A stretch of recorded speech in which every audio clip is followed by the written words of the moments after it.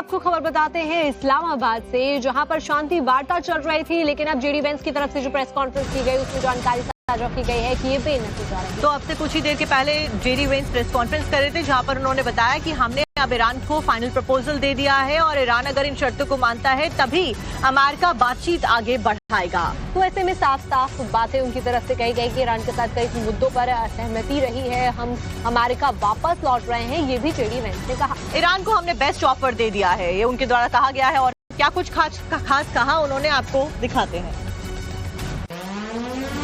We have been at it now for 21 hours, and we've had a number of substantive discussions with the Iranians. That's the good news.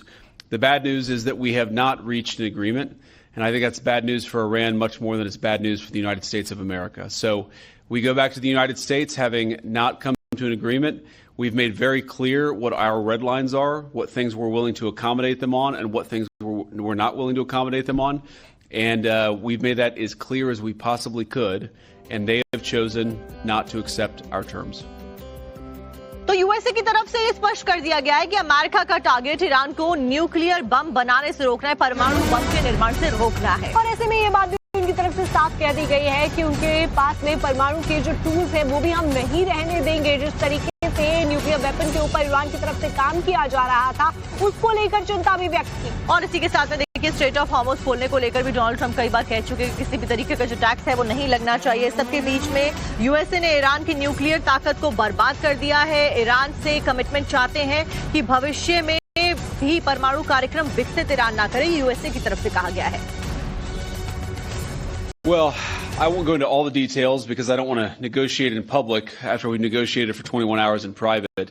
But the simple fact is that we need to see an affirmative commitment that they will not seek a nuclear weapon and they will not seek the tools that would enable them to quickly achieve a nuclear weapon. That is the core goal of the President of the United States, and that's what we've tried to achieve through these negotiations.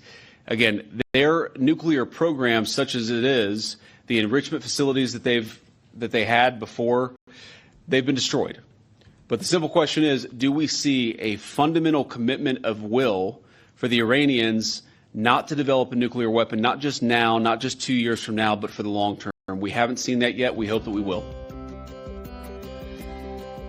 और चलिए अब आपको दो तस्वीरों के जरिए दिखाते हैं कि फिलहाल इस्लामाबाद में क्या कुछ हुआ।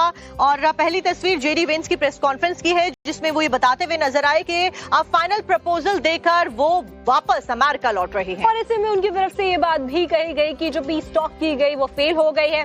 साथ ही साथ दूसरी तस्वीर है अमेरिकी उपराष्ट्रपति जेडी वेंस के अमेरिका रवाना होने की। तो ईरान और अमेरिका की शांति वार्ता में मध्यस्थ बनकर पाकिस्तान ने बड़े सपने पाल रखे थे। खुद को दुनिया का नया शांति दूत समझ रहा था पाकिस्तान, लेकिन पाकिस्तान की नीयत में ही खोट थी, ये अब जग जाहिर हो गया है। ये दोनों तस्वीरें देखकर ये बात तो साफ हो गई है कि शहबाज शरीफ और आसिम मुनीर के चेहरे पर करारा तमाचा पड़ा है और इस्लामिक वर्ल्ड का चौधरी बनने की पाकिस्तान की कोशिशों को एक्सपोज यहाँ पर इस पीस टॉक ने कर दिया है। और देखिए, यही वजह है कि अमेरिका पाकिस्तान को अधर में लटका कर लौट गया है अपने देश वापस, तो वहीं ईरान भी बिना डील किए लौट रहा है।